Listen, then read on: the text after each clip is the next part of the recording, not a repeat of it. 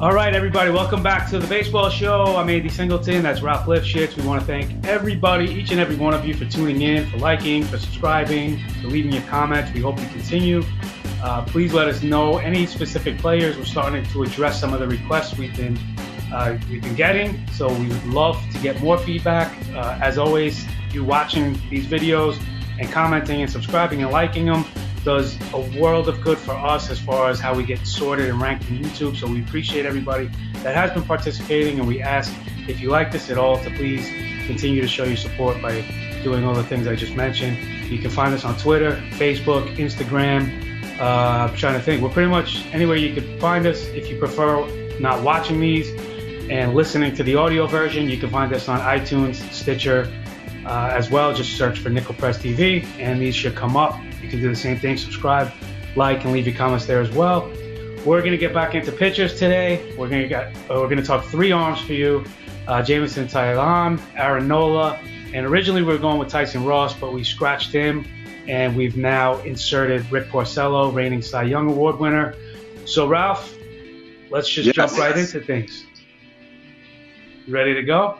I'm ready to roll, man. Let's talk about some pitchers. Let's talk. I can't wait to talk Porcello, but I think we're starting with Taillon, so let's do that. Yeah, let's go with Taillon. Canada is going to want to claim this kid. He's got dual citizenship based on his parents being Canadian, but he's really an American, and I'm saying that because I want to claim him here in the States because the kid is good. He was the number 2 overall pick out of high school in 2010. He missed all of 2014 with Tommy John surgery. Then he missed all of 2015 with the sports hernia.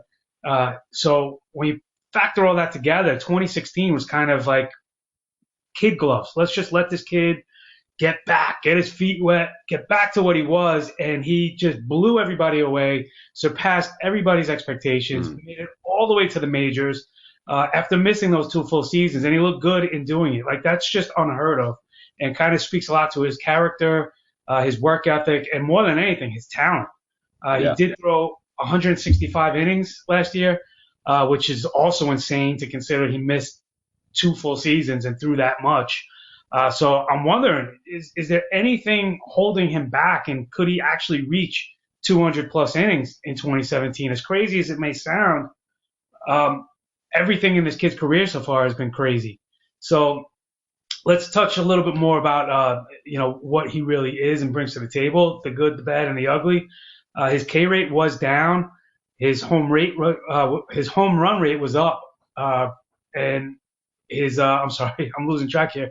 But his walk rate remained intact. He's got pretty good control. Didn't really show to have too many problems with that. He really got beat by serving up the long ball when he got his promotion to Pittsburgh. Ralph, touch a little bit on Taillon, things you see and things you like about him. I don't think there's really much to dislike about Taillon. Am I wrong in saying that? No, and I don't think that he's reached the point where he's being overdrafted in terms of where his ADP is. I didn't put those numbers in front of me, but I've been in mock drafts and whatnot over the course of the last few weeks, and he seems to be somebody that I'm targeting a lot because I think he offers a lot of value. And the thing that I love about Taillon is I feel like he has very sustainable numbers. So he came up last year. The ERA was, relatively good. I think it was in like the 3.3 range. I didn't write it down, unfortunately.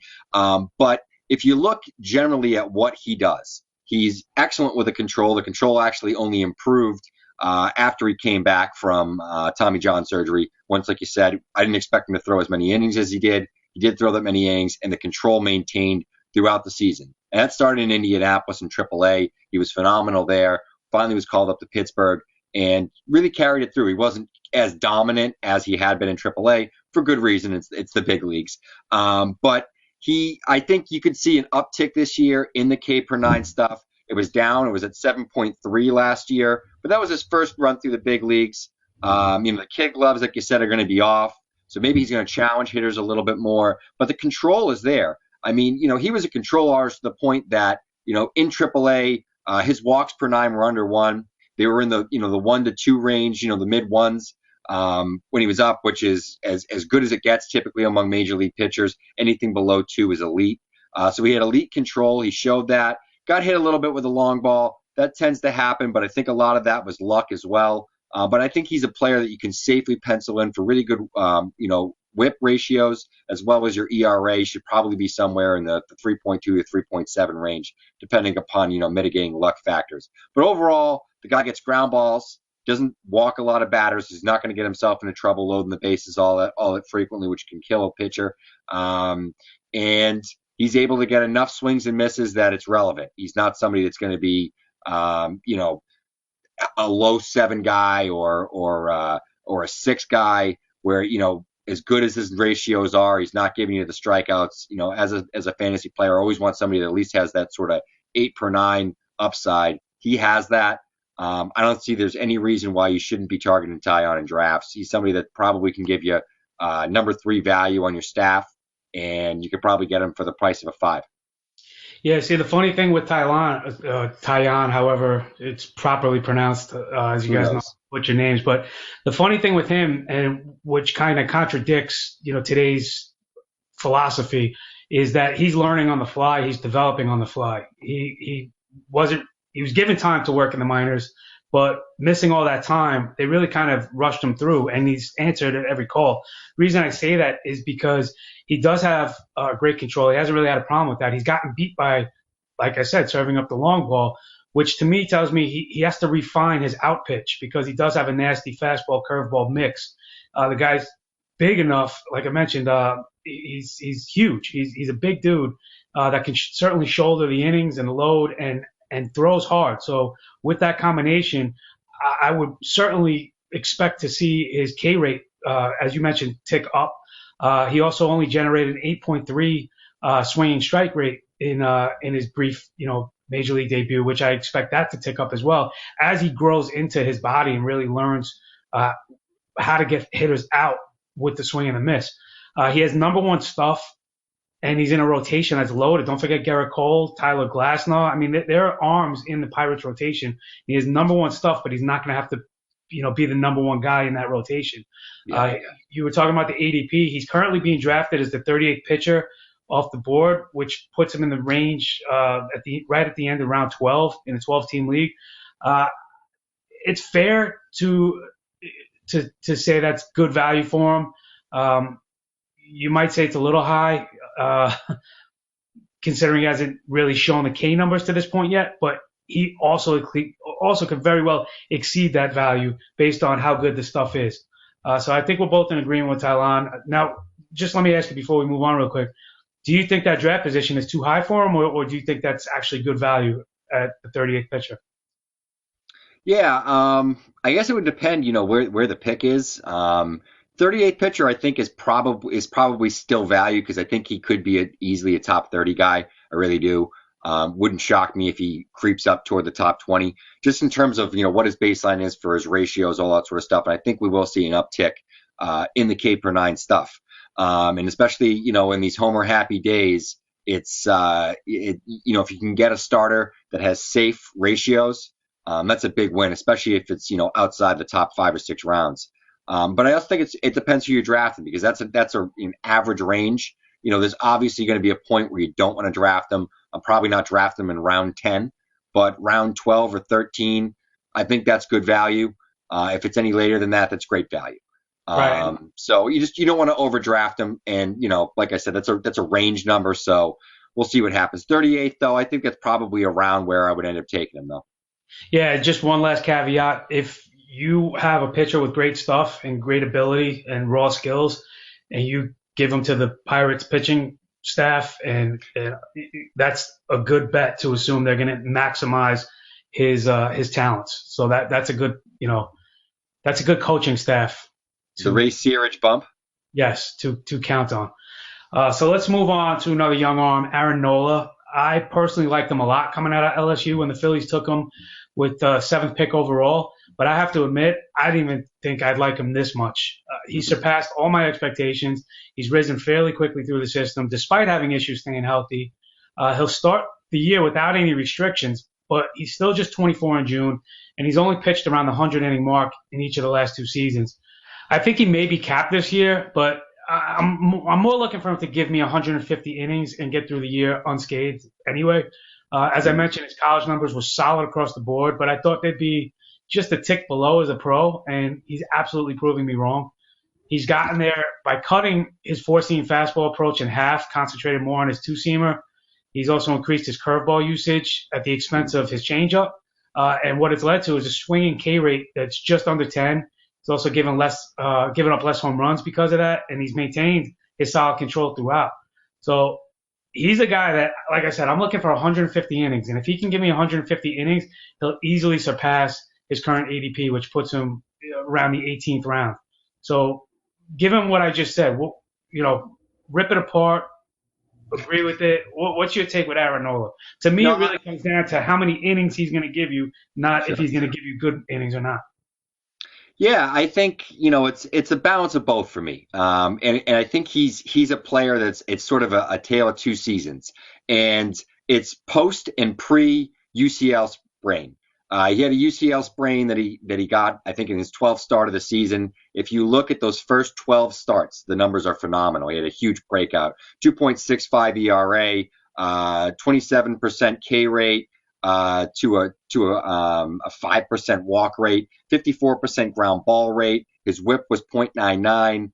His FIP was 2.75, so that 2.65 ERA was totally in line. There wasn't anything there that was screaming that it wasn't repeatable, or that wasn't sustainable, or that it was luck based, etc. After that UCL sprain, his control went to shit, and quite honestly, he lost it. His ERA over that period was 9.82 in his final 8 starts. 9.82. He only pitched 33 innings over the course of those 8 starts. That factors out to about 4 1/3 innings per start on average, which is awful. He wasn't even getting out of the 5th for good reason. His batting average against was 3.67. He maintained the K rate, which is a good sign, but the walk rate doubled to 8%, or nearly doubled to 8%, and he was only able to keep 49% of his batters, strand at 49% of his batters. So the numbers overall just got real bad after that UCL sprain. I'm going to guess that that's to blame. He was shut down I believe in late July, and his season was pretty much over. Let's see if he can come back. He says he has no restrictions. He got he didn't opt for Tommy John or whatever. He got the PRP, the platinum-rich plasma injections. Don't ask me to explain that. I couldn't. I'm not a scientist. But overall, I like the player. I hope that he's the guy that we saw in the first 12 starts. I hope that his health, this procedure works, and that his health is back to where it needs to be. In terms of the stuff, I think you hit on it. He's got the 2 fastballs. He's got the 4-seamer that he throws, as well as the sinker, which is, why he has that elite ground ball rate. And the curveball is something that he's thrown more. I know that if you really wanted to dig into Aaron Nola's curveball, it's been discussed in great depth. Saris from Fangraphs was great. He actually did a big write-up on it, discussing about how he needed to throw it a lot more, how it was one of the elite curveballs in baseball. He did end up doing that. Hopefully that's not the reason he sprained his UCL, but I'm hoping for big things from Nola. I believe that his ADP around now is somewhere in the 200 plus range, which is pretty decent value. I'm one to typically not take pitchers in my first few rounds, or if I do, I take one ace and then I sit for 4 or 5 rounds. So, I'm definitely looking forward to adding a guy like Nola onto my team. I'll probably own Nola in quite a few leagues. Yeah, the curveball, he doubled his curveball usage in 2016, 2015. You mentioned his ADP. It's currently in the 18th round. Doing math in my head, yeah, sure, that's around 200.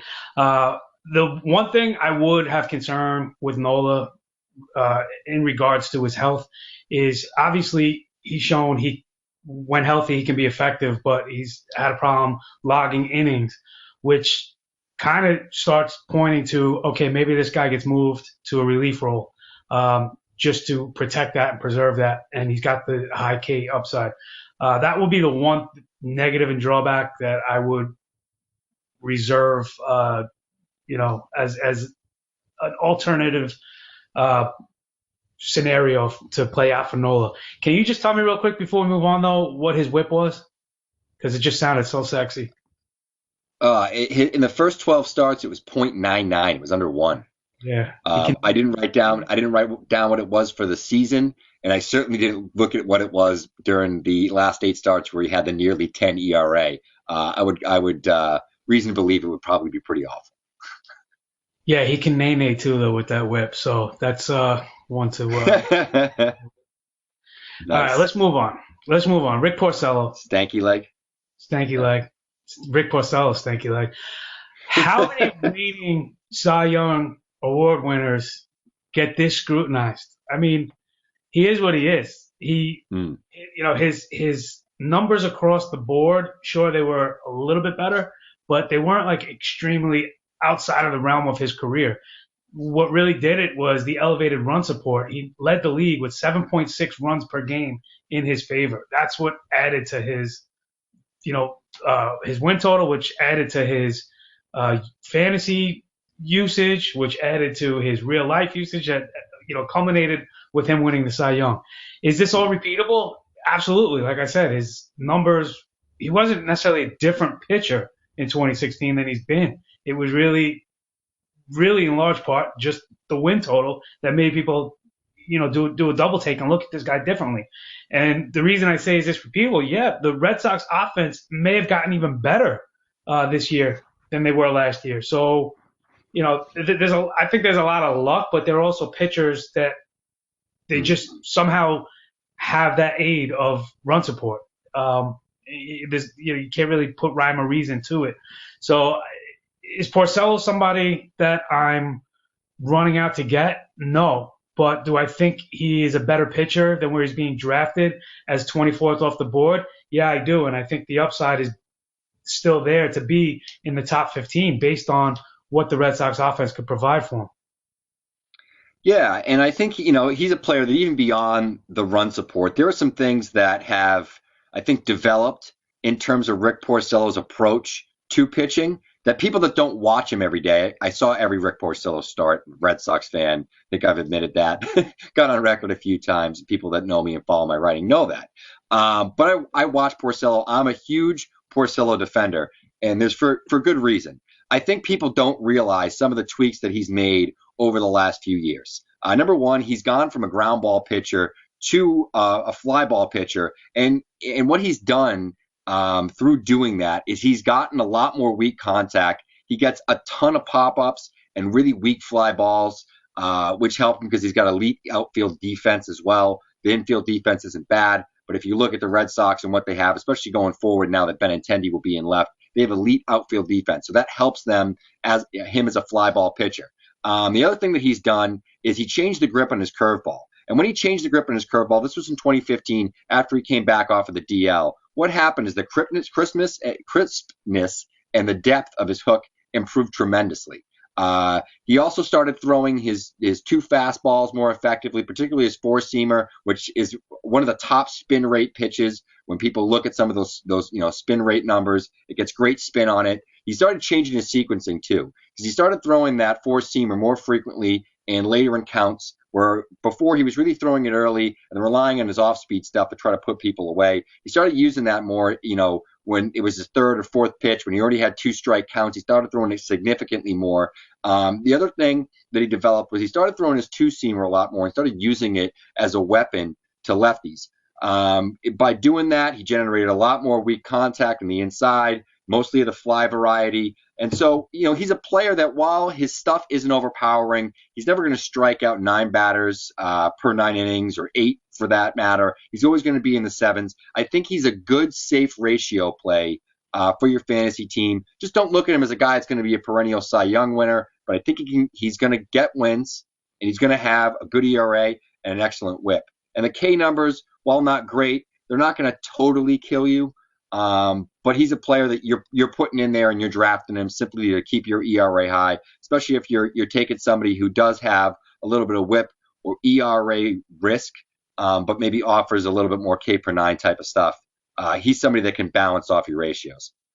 All right, so I will set the bar at 15 wins for him, because I think if you at 15 or over, he's worth his draft position at 24. If he's 15 or under and even close to that, like a dozen wins, say, then it might be a reach to take him at 24 because of all the peripheral numbers that you just mentioned. He's not going to be much higher than a 7K per 9 guy.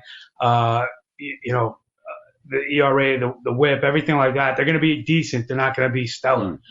So it really comes down to the win total. So 15 or more. What's the over-under for you? Yeah, I think just over. I think 16, 17 wins is probably 15 to 17 is what his floor is. Certainly he could win 20 again because I think he knows how to pitch. So I don't think he's going to have huge blow-ups. I don't think there's going to be a huge jump in terms of the numbers. I just think it was a down year for the AL in terms of starters. There was nobody that was really elite.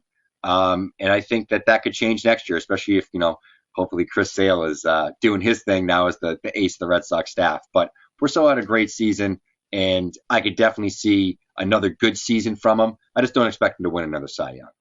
No, but that will put him as a top 20 fantasy pitcher, which would exceed his draft position, making him a good value, where other people are kind of, trying to be ahead of the game or proactive and maybe, trying to sound a little smart, be the smartest guy in the room.